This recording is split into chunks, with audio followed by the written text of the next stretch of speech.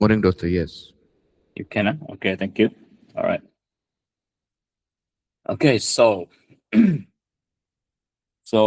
okay, first of all, morning everyone. About the test.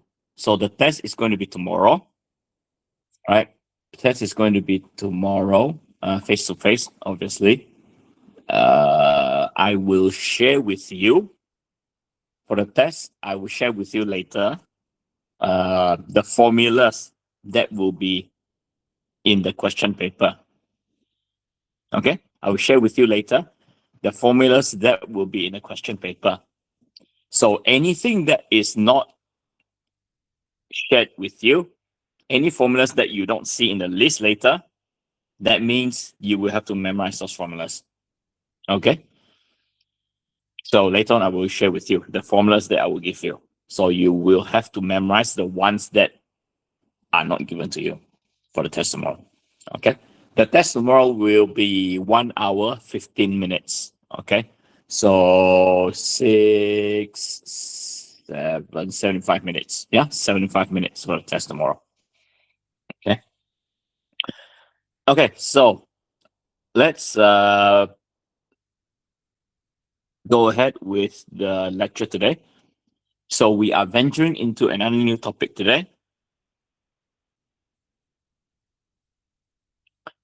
which is called joints. Okay. Now, some people call it connection design, but the actual term in Eurocode 3 is actually joints lah. So joints, there can be several types of joints in steel. Okay, as you will see later. So obviously, steel members are manufactured in factories and then they transport it to site. That means because you need to transport it to site, it has to fit onto a lorry. So anything too big or too long will have to be cut up. Okay, so it can fit onto the lorry to be sent to site. That's why you end up introducing joints in your steel members. All right. So for example, a column for a let's say 5-story building. One story is about 4 meters. So if you have a column for a 5-story building, that means the column altogether is 20 meters long for a 5-story building. Now, 20-meter long column, you cannot transport it to site as is. You have to separate it into a few manageable pieces. So normally lorries can fit up to 12 meters.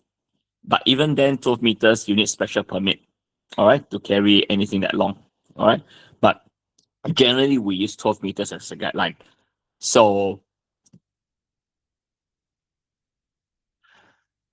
so if you have a 20-meter long beam, then you're gonna have to at least chop that column in half. So you introduce a joint in that column, which you have to connect back once you get to site.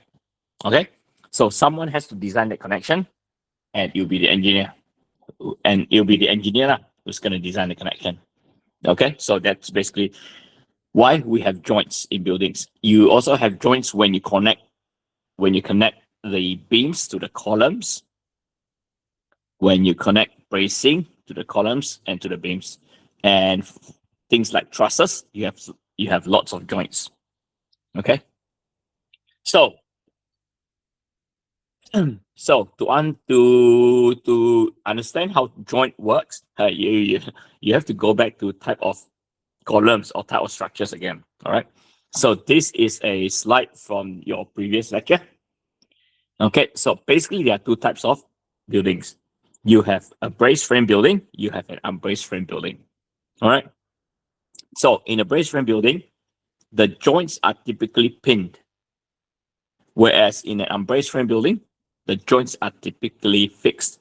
In other words, or fixed or rigid, or you can call them moment connections. All right. So therefore, pinned and moment connections, they are different. Okay, the requirement is different. Pin connection, you only have to transfer shear, you have to transfer axial force. Moment connections, you have to transfer shear, axial, and also moment. So the moment is the tricky part. Okay. So you got the additional force to deal with lah. Okay. When you're looking at moment connections. So that's why, yeah, there are different requirements. So the type of joints you design would depend on the type of frames, structural frame that you're considering. Okay. Okay. Okay. Now there are there are generally two ways of uh forming a connection in a joint. Okay. The first one is using welding, by doing welding. Okay. So obviously when you weld, you can attain quite a good rigid connection. So welding gives you quite a good rigid connection. So most of the time, if you do welded connection, you will get a full moment connection most of the time. Okay. So it gives you something rigid. It can take a lot of loading, but there are challenges, okay, associated with welding. First of all, welding means, if you've seen people do welding before, you will see that they carry this big welding machine. Okay, to do welding, you need a welding machine. If let's say you are doing a connection between a beam and a column at 3 stories above ground, you're going to have to carry that machine all the way up there, which is very, very tricky, very, very challenging. Okay. So yes, the welded connection is good, it's strong, but it's difficult to do, especially at height. And you also need skilled labor to do welding. You cannot just simply pick up anyone on site and ask him to do welding. Cannot. Okay. Welders have to be certified, because the quality of the weld is very dependent on the workmanship and the skill of the welder. All right. So that's welding. Okay. Good, good strength and good rigidity, but you need skilled labor to do it. And it's challenging at height. Okay. So that's welding. The second type of connection is bolted connection. So bolted connections means you have a beam. So let's say you are connecting a beam to a column using bolted connection. In this case, the beam will get sent to site with an end plate. So that end plate will get bolted to the face of the column using bolts and nuts. All right. Now, bolted connection normally can take quite a lot of shear, can take quite a lot of axial load, but it has limited moment capacity. All right. So bolted connections have very limited moment capacity. To get, if you let's say you only use 4 bolts or 2 bolts, you definitely get 0. Okay. 2 or 4 bolts, you get 0 moment out of it. If you want it to carry moment, you need to have an arrangement where you have like 8 bolts. Then it has some moment capacity in it. Okay. So you can design bolted connection to carry moment, but not easily lah. All right. So at the bottom of the graphics, you can see basically comparison between the two types of connections. All right.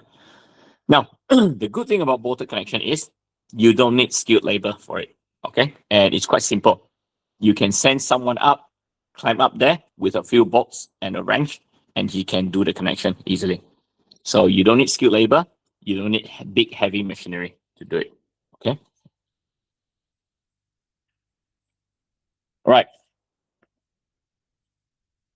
This next slide shows you, okay, all the possible joint locations in a steel building. All right. So this is a screenshot from a book. That's why you if you look through it, you can see pages 10 to 82, tables G1 to G7. It's actually referring to sections in a book because I took this screenshot from a book. All right. But doesn't matter.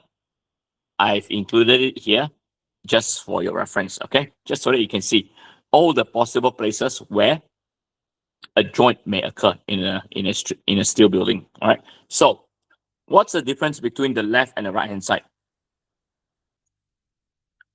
Okay. So on the left, you have an I column, I shape or H. Yeah, H shaped column with a base plate on the ground. So that base plate is also a connection. So right at the bottom of that column is a base plate. That base plate is needed so that you can fix the column to the concrete foundation. All right. Now, as you go up the column, you will see splices in the column where the column gets chopped in half during transportation. Okay. So when you cut a column in half, when you have to if you have to transport it, you have to connect it back on site. So that's one of the joints that you have to design for. Okay. As you go further up the column, you get beams connected into the column. Let me see if I can show.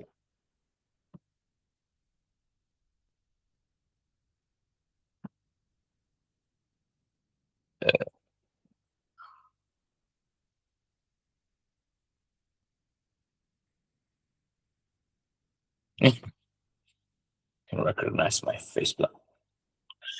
All right. So, okay. So,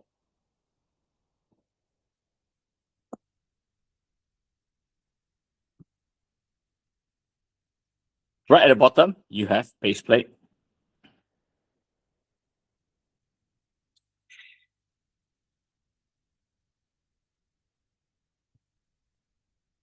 Okay. So what the base plate does is it has holes in it to allow you to put a bolt through the hole into the concrete foundation to fix it to the concrete foundation. So that's a connection that you have to design. All right.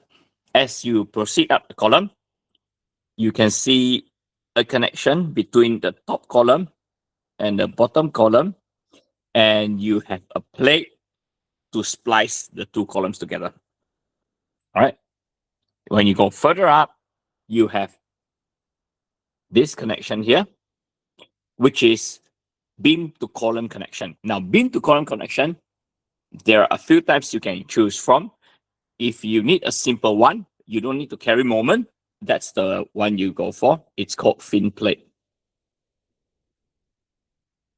Fin plate connection. Okay. So fin plate connection is when you have a plate that's welded to the side of the column, and then you just slot your beam in, and then you put the bolts in, and then connection finish. All right. Now, you can also do fin plate connection if you need to do beam to beam. Okay, I'm going to use another color here. You see here? How come it's still red?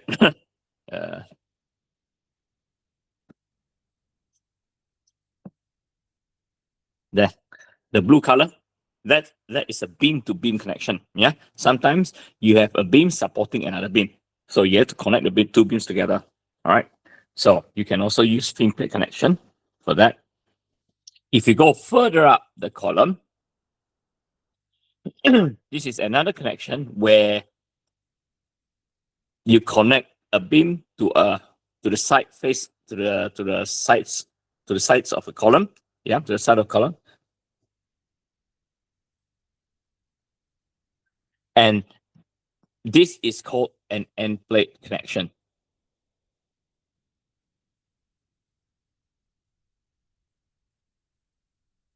Okay, so an end plate connection is more involved.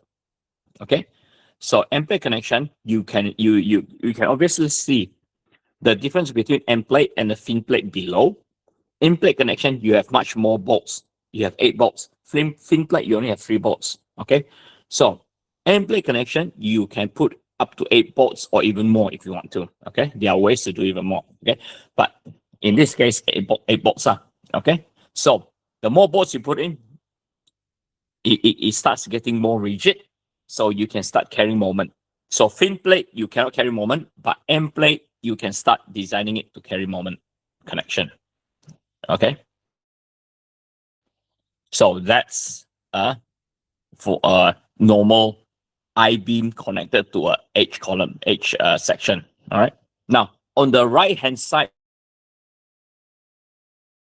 all right, on the right-hand side, you have something similar, but except the column is not an H column. On the right-hand side, the column is this is what's called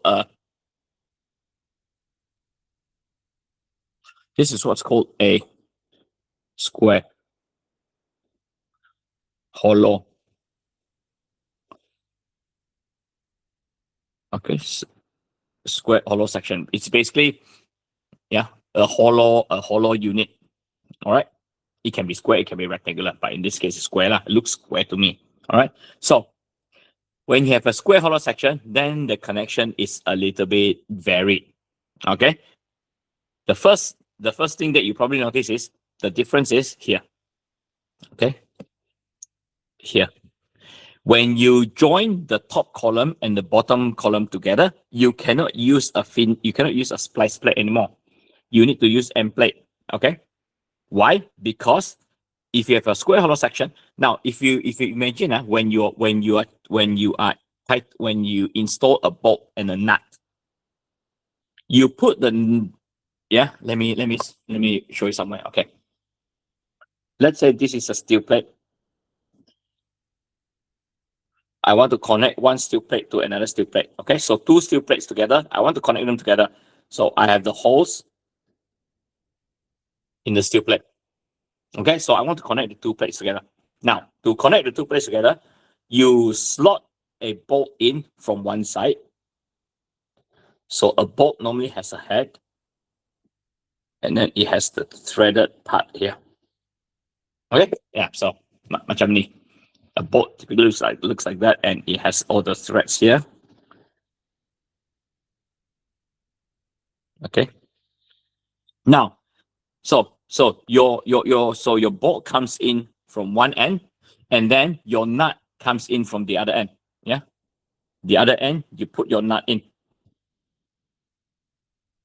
Okay, so you turn the nut tightly so that it forms the connection. Now, the thing with this is you need access from both sides. You need access from the left, you need access from the right to tighten the connection. All right. So that's where the problem with square hollow section is. Square hollow section, you only have access to one side, the outside. You cannot tighten anything from the other side, inside, because you cannot get your hands in there. Yeah. So that's why you use an end plate connection so that you can actually install the nuts. Okay.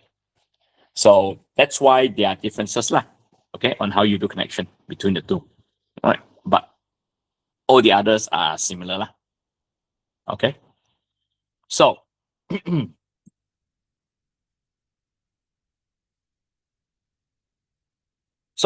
okay. So now I'm going to very briefly speak about the text on the right. Okay. So when you do connection, as I mentioned earlier, you can do a pinned connect. The simplest one is a pin connection, nominally pinned. That means even though it can carry a bit of moment, you assume it doesn't carry any moment. Okay, you just treat it as pin. Okay.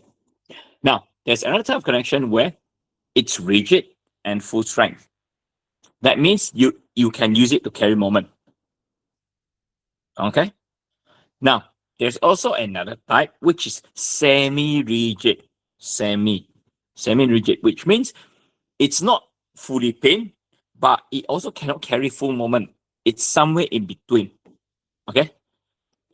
So that is semi-rigid. Okay. it's not fully pinned, but it can, but neither can it carry full moment. So it's somewhere in between, between pinned and rigid. Okay, so it's called semi-rigid. All right. All right. Now, next. Next are examples. Next are examples referring to the image, to the graphic, to the graphics on the left-hand side. Okay, so places where connections can occur. So you have beam to beam, beam to column connections. So you can use end plates, partial end plates, full end plates, or fin plates. B, connections, column splices. Column splices where you connect. So column splices means you connect top and bottom column together. Okay, so that's what column splice mean, when you have to connect top and bottom column together. All right, so you use bolted splice plate, or you can use end plate. Okay, now you have column base plate.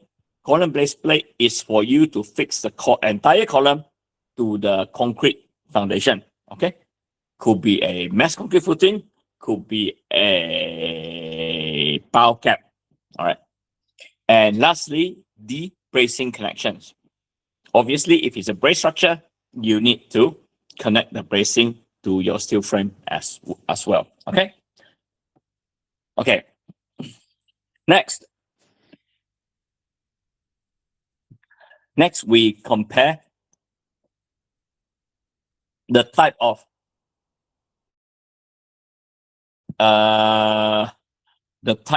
what's that, beam to column connection. So these are typical connections that you use for beam to column connections. So this is A lah, A, beam to beam and beam to column connections. Okay. So this is just a table summarizing the different choices. All right. So you have your partial depth end plate, which can carry a good amount of shear, not full, but it can carry up to a certain amount, normally up to 75%. The tie resistance is average, fair. Okay. And special consideration, you don't have to worry. Okay. Now, fabrication and treatment, it's the same, right? It's all good. Okay. Erection, also the same. Okay. It's all bolted connections. So really, for this table, the only thing that you have to concern yourself with is actually this. The first part. That's really where it makes this is basically where most of the differences come from. Okay, between the three types of plated connections. Okay, so partial end plate, you can carry a decent amount of shear. Full depth end plate, you can carry full shear, up to 100%. The weakest one is thin plate, only up to about 50% shear it can carry. Okay, now the tying resistance, the partial depth end plate, it's average, but full depth end plate and thin plate is good for tying resistance. Okay, this is the only role that is important. Okay, on this slide. Okay. Okay, next. Okay, materials. So we have to, before we do design, we have to speak very briefly about the materials used here. Okay. Now, bolted connections. Now, the bolts used in bolted connections.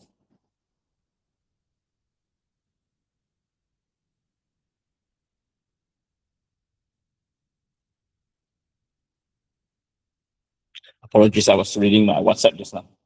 Got important message coming in. Okay, now, the bolts that you use in bolted connection, it doesn't come in the same grade as your steel members.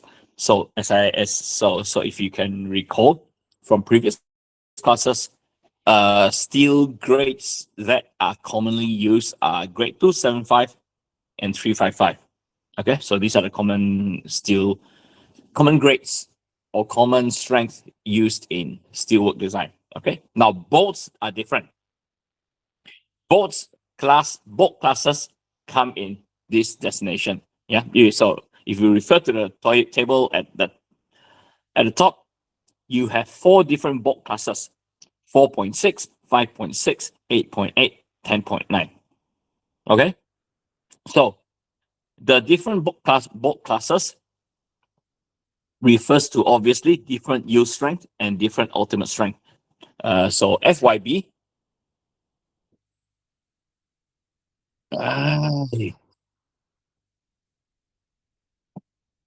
FYB is yield, FUB is ultimate strength. Okay, so FYB is yield, FUB is ultimate strength. Okay, so you have four bolt classes that you can choose from. Okay, and they correspond to different yield strengths and ultimate strength. Now, the most common one, the one that you have to concern yourself with is 8.8 only. That's the only one that really that we use. We don't use anything else. The most common one is 8.8. So that's the one that you concern yourself with in this course. Okay. So you just worry about 8.8. Okay. Yang line two, the rest you don't have to remember. Okay. Now, so that is bolt strength. Bolt strength different from your steel strength. Okay, even though they are made from the same material, but the strength is different. Okay. Now next, you have your steel strength. Now the steel strength is basically strength of your steel beam, your steel column. So this is the same table. So steel strength is at the bottom. This is the strength of your beam, of your column. Okay, those stuff. And this is the same table that I've shown you previously for when we were doing beam and column design. Same table, okay? 275355. So as the plate thickness increases, then the strength reduces. Okay. This one we've gone through before when we were doing beam and column design. Okay. Now next, the checks that you have to do. Let me move this. Can I move? To move. Okay. Make it bigger. Okay. Okay. You see that thing that you see the text box that I made bigger? Okay. So I made it bigger so that I can capture your attention. These are basically, when you do connection design, these are basically the checks that you have to carry out. For this, so basically these are the ways that your connection can fail. So that means you have to check it, okay, to make sure it doesn't fail. All right. So these are the ways that your connection can fail. So you have to check to make sure that it doesn't fail in any of these manners. Okay. The first one is shear failure. All right. The first one is shear failure. The second one is bearing resistance, bearing failure. Okay. The third is tension failure. The fourth is combined shear and tension failure. Now, what is shear failure? All right. Maybe better if I look this. All right. Okay. Shear failure. I will, because I have very limited space to draw, I will draw for you to show you what type of failure it is, but then I have to erase it later. Okay. Now shear failure is when you connect one plate. Wait. Maybe how come this? All right. Okay. When you connect two plates, let's say connect two plates together. When you connect two plates together, all right. So you have your bolt holes, and you put a bolt through, and then you lock it with a nut. All right. Now, shear failure means when the force is this way. Okay, when the force is this way. That means the bolt is being sheared. The bolt is being sheared like that. Okay? It tries to break your bolt through shearing. Okay? This is shear failure. All right. What is bearing? Bearing resistance. Okay. Bearing resistance is this one difficult to draw. Let me try. So bearing resistance is, let's say you have a concrete. Let's say this is a concrete foundation. You have a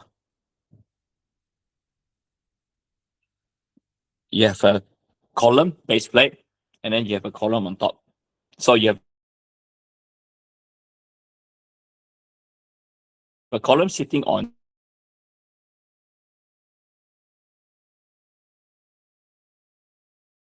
your concrete foundation.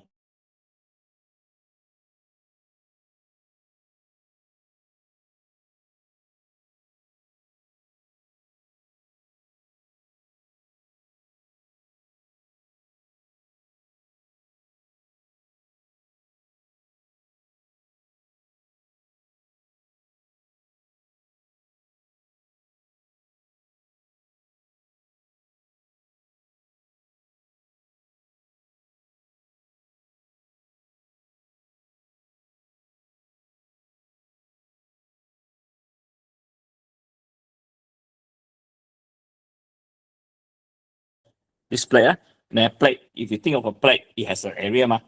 Yeah, tinggi apa panjang darat lebar gives you the area. Okay, so your 1000 divided by your panjang darat lebar area gives you some sort of stress there underneath the plate. Now, that stress has to be less than your concrete punya stress lah. Your concrete strength below. If it's higher than your concrete strength below, the concrete is going to get crushed. Yeah. If the stress is too high, your concrete below will get crushed by your column. So then the way you deal with it is, if that's the case, then this plate bigger, you have to make this plate bigger. The bigger your plate, the bigger the area, ma. Yeah, your plate bigger, that means your area is bigger. So 1000 divided by a bigger area gives you a lower stress. Yeah, so makes sense. Okay, so that's why you have to check whether your plate is big enough or not to spread the load. If it's not big enough to spread the load, you have to make your plate bigger so that it doesn't fail in bearing. Okay, so this is bearing. Okay. Now let me delete this one.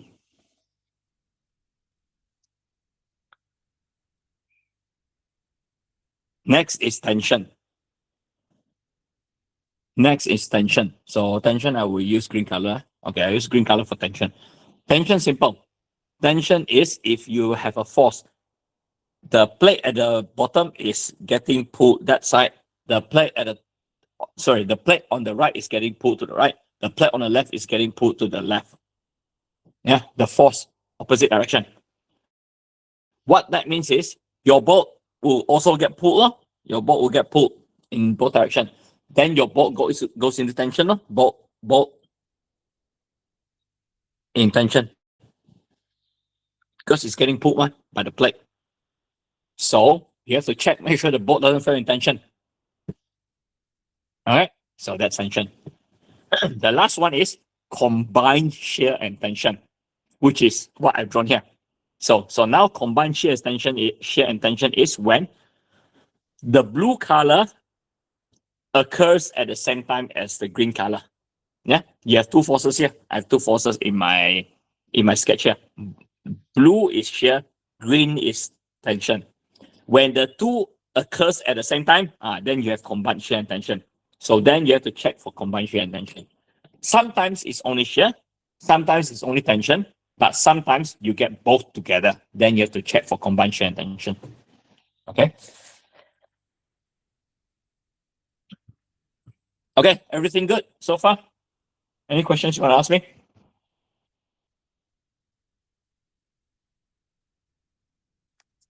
All clear. Everything's clear? Okay. All right. So if everything's clear, I will continue. Okay. So these are examples of bolted connections. Okay. Some examples, I stole this from someone's book. All right. I didn't draw them. I stole them from someone's book, but they are very good examples. All right. Now, these are examples of normal connection of types of connections. All right. Now, on the left hand side, I'm going to use the same color coding. Wait, wait. Okay, I'm going to use the same color coding.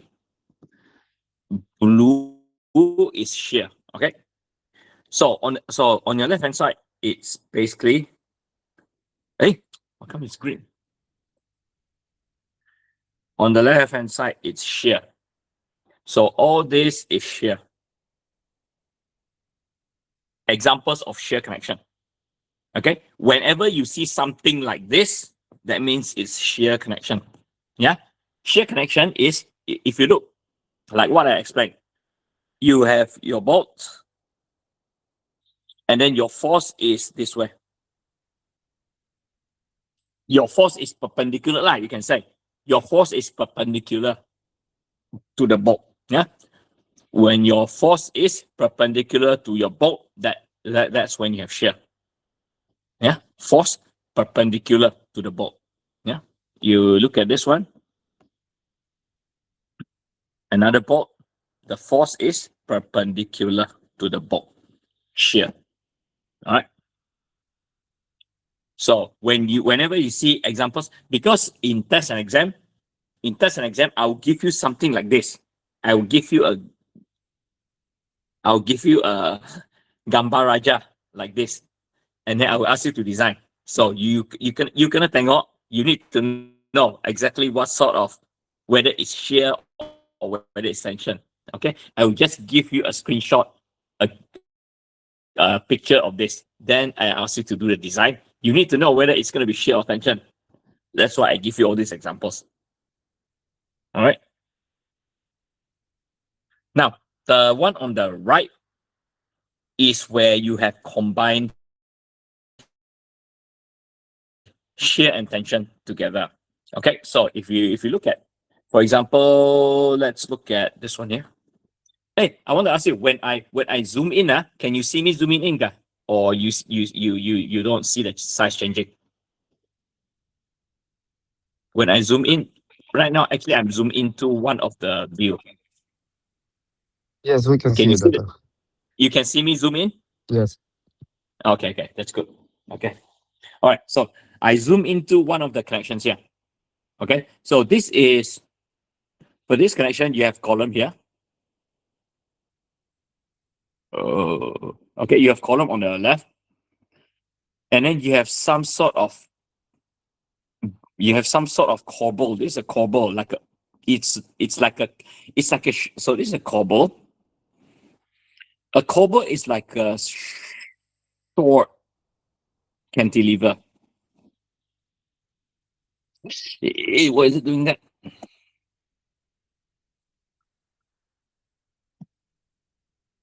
Yeah, a cobble. That's a cobble. A cobble is like a short cantilever. All right, I'm not gonna try to write on it. Okay, now what it's doing is it's carrying a force. That cobble is carrying a force here. It's carrying a force here. That force has to be transferred to the column. So that P, that force P, somehow has to make its way into the column through the connection. Okay, it has to make its way through the cobble, in through the connection into the column. Okay, so the way that works is through the connection. So you look at that cobble. All right, you look at a cobble. So that force P will become shear in that connection there. Okay? Will become shear in that connection there. Okay?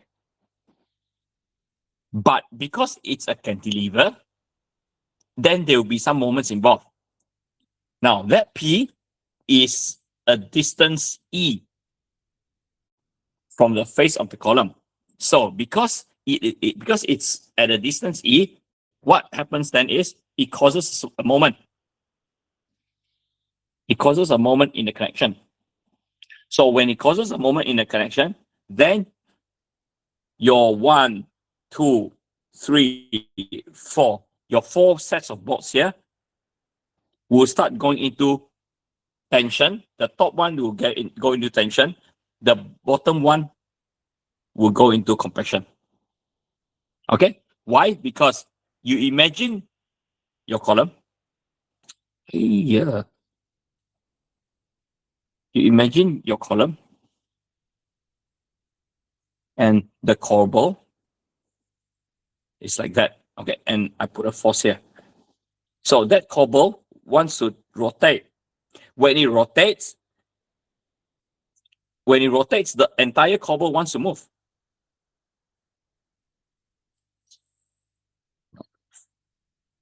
Yeah. Oh, okay.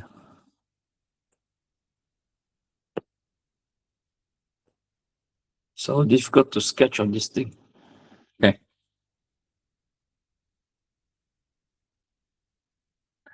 Yeah. Okay. You can see your corbel wants to rotate. Yeah. So when your corbel tries to rotate, the only thing stopping the rotation is the bolts. Yeah. So you have 1, 2, 3, 4. 4 bolts stopping the rotation. So the bottom bolt obviously will be in compression, and then the top bolts will go into tension. Okay. Like that. Okay. So in this connection, the bolts will be subjected to both shear and tension. So you have to check for both. Okay. So these are cases where, so all this, everything on the right hand side, everything on the right hand side here, everything on the right here is shear and tension together. Everything on the left is purely shear. Everything on the right is shear and tension acting together. Okay. So you have to familiarize yourself. Okay. Okay. So now we get to the formulas.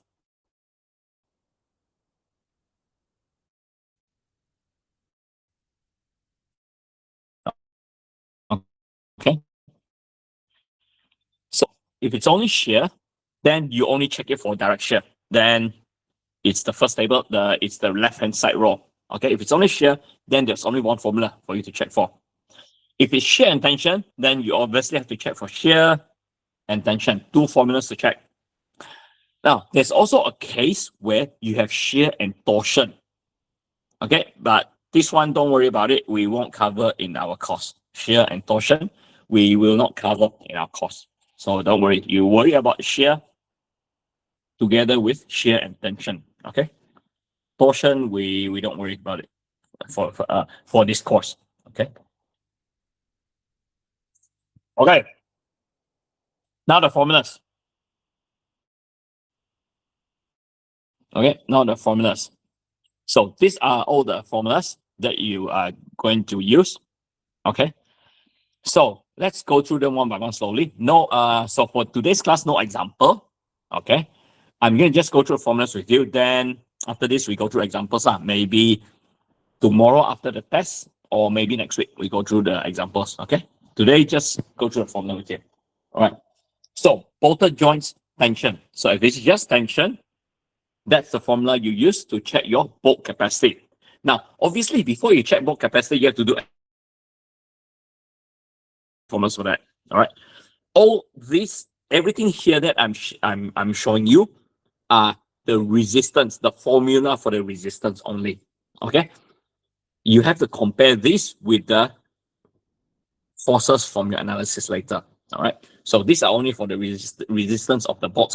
Okay. So tension. So to check for tensile resistance in the bolt, that's the formula you use. K2 times FUB divided times AS divided by gamma M2. Now, everything's pretty straightforward here. There's nothing strange. AS is the area of the bolt. Simple area of the bolt. Gamma M2 is a partial safety factor, 1.25 given already. Yeah. FUB is the ultimate tensile strength of the bolt, which is you go back to this table. FUB. If we use 8.8, we always use 8.8. So the FUB is always 800. Okay? FUB is always 800 because we always use 8.8 bolts only, grade 8.8 bolts. So FUB is always 800. All right. So back here. So there. So FUB is always 800. Okay. And the last but not least, K2. So K2 is 0.63 for countersunk bolts. Otherwise, you just use 0.9. Okay. So for normal bolts, it's 0.9. But if you use countersunk bolt, then it's 0.63. So now you will ask me, what is countersunk bolt? Any guesses? What does it, when you hear the word countersunk, what does it mean? Okay. How many of you have helped your parents to assemble IKEA furniture before, or any furniture lah? Doesn't have to be IKEA. You buy furniture from the furniture shop. Sometimes it's not assembled. You bring it home, it comes in flat boxes. You have to take all the stuff out. You have to pasang the screw, pasang the bolts together for your furniture. Yeah. Some of you, I'm pretty sure lah, some of you have done it before. Okay. Assemble your own furniture. Okay. Now, when you assemble your furniture, sometimes they use screw, but sometimes they use bolts. Okay. The difference between screw and bolts is screw, you just screw it in one direction and it grips onto the material. Bolt is different. As I explained earlier, bolt is the hole is already there. You put a bolt in from one end, and then you have to put a nut in from the other end. You tighten the nut. That is bolt. Okay, different from screw. Bolt is different from screw. Now, some furnitures, especially big furnitures, they use bolt. They don't use screw. Screw is not strong enough. They use bolt. Now, when you tighten the bolt, I'm pretty sure you have tightened countersunk bolt before. It's actually a bit difficult to tighten that countersunk bolt. So what is the difference? Countersunk bolt. So first of all, I just want to let you know. So K2 is for normal bolt. Okay. So K2 is for normal bolt. Sorry. K2 0.9. K2 0.9 is for normal bolt. K2 0.63 if you are using countersunk bolt. So now I will explain to you what is the difference between the two. Countersunk and normal bolt. Where can I draw? Can I draw here? Okay. So you use bolt to connect two different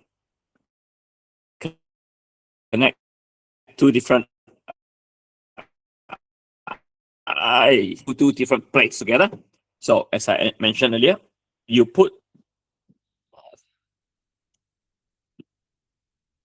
Why does it keep doing that? Huh?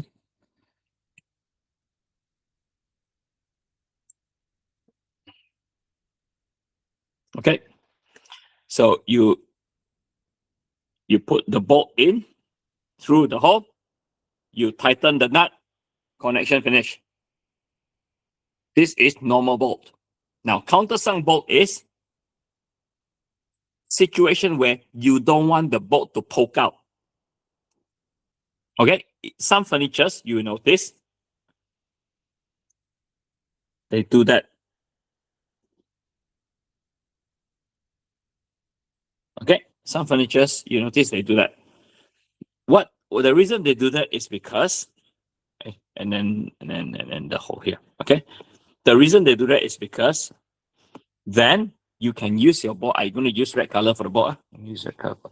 Then you can put your board in there. Then you do the same thing. You put the board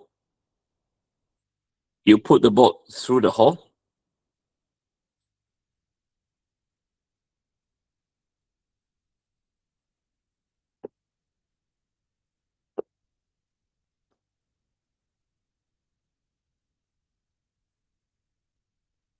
You put the board through the hole, and then you tighten the nut.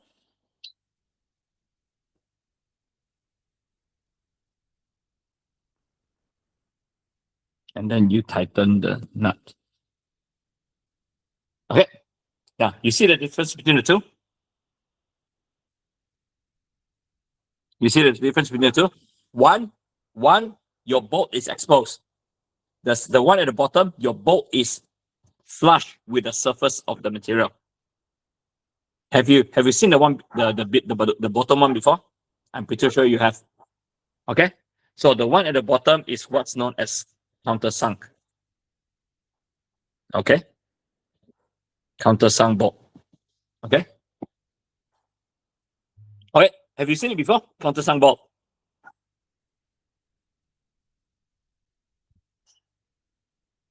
Dah pernah kah?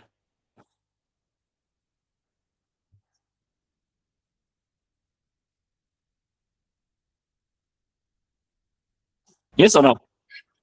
Pernah. Pernah kan? Yeah. Yeah. If you assemble furniture, if you assemble enough furniture, you will see something like this before. Okay. Sometimes it's not very deep. Sometimes it's very shallow. But yeah, but they do this so that your bolt doesn't poke out and looks ugly. Okay.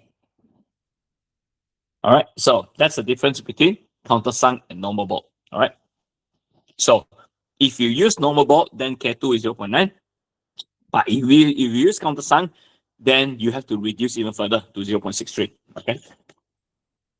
So you basically reduce your bolt resistance, the tensile resistance, if you use countersunk. Okay. Now, so that's for tension.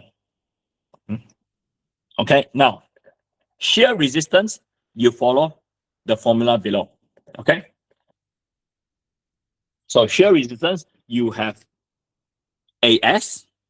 Okay, let's go through one by one. So shear resistance, you have AV. Now, AV is simple. You just look at the table below. As I said earlier, we only use grade 8.8 bolts. That means your AV is always 0.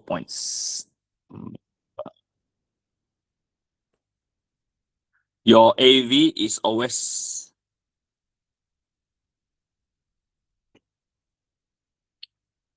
0.6. Okay.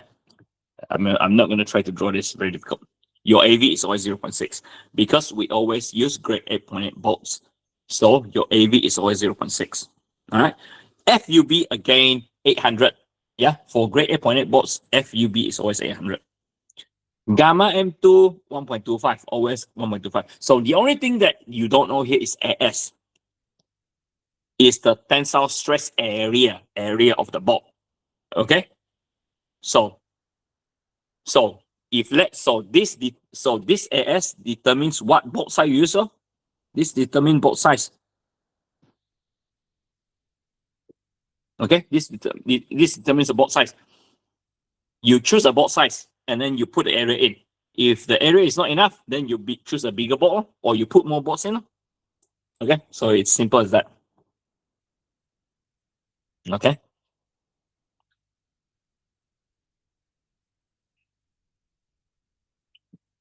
Okay. Now, this first formula is when the shear plane passes through the threaded portion of the bolt only. Okay. You can see it says here, this is the shear resistance for ordinary bolts where the shear plane passes through the threaded area portion of the bolt. If the shear plane passes through unthreaded portion of the bolt, you have to use this other formula here.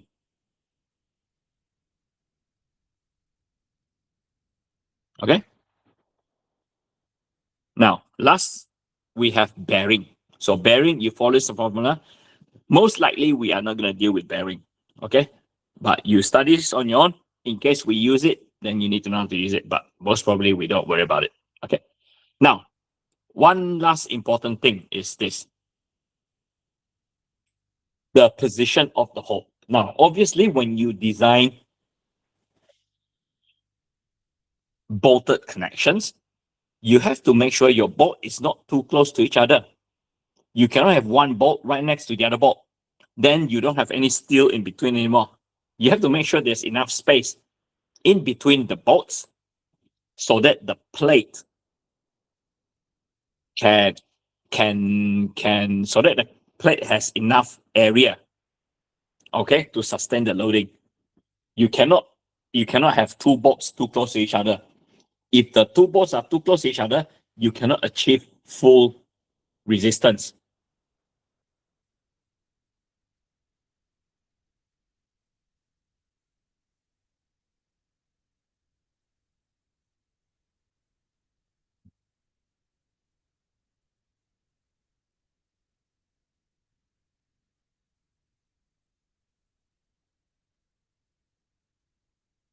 Okay, so the end distance and the spacing are all given in that table there.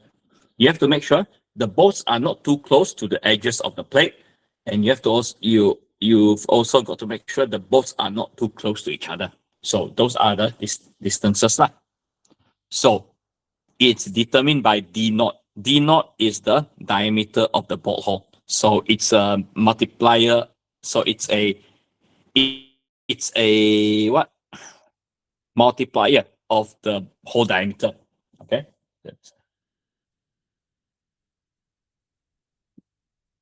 All right. And this is the last slide. The last slide is for welded connection. All right. So this one, fairly simple as well. You read it on your own, but most probably we won't cover this. We will only cover bolted connections, shear and tension only. Okay. So this one, don't worry too much about it. But I've included it for your reference. And that's it for today. We will tackle the examples next week lah, probably. Okay. But before you leave,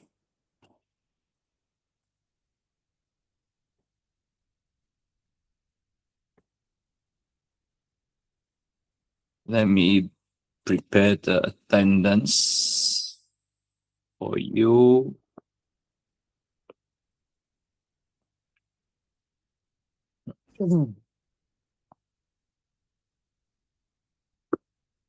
Okay. Change screen. Recently, they updated my tablet Android, the OS. So everything's a bit funny now. I'm not used to it. Okay, let me share the attendance with you.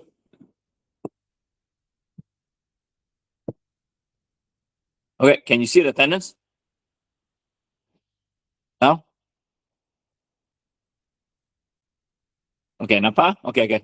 Can. All right. So I will see you tomorrow for the test, 8 o'clock. All right. See you, everyone. All the best in the test tomorrow. Thank you, doctor. Thank you, doctor. All right. Thank you. Thank you,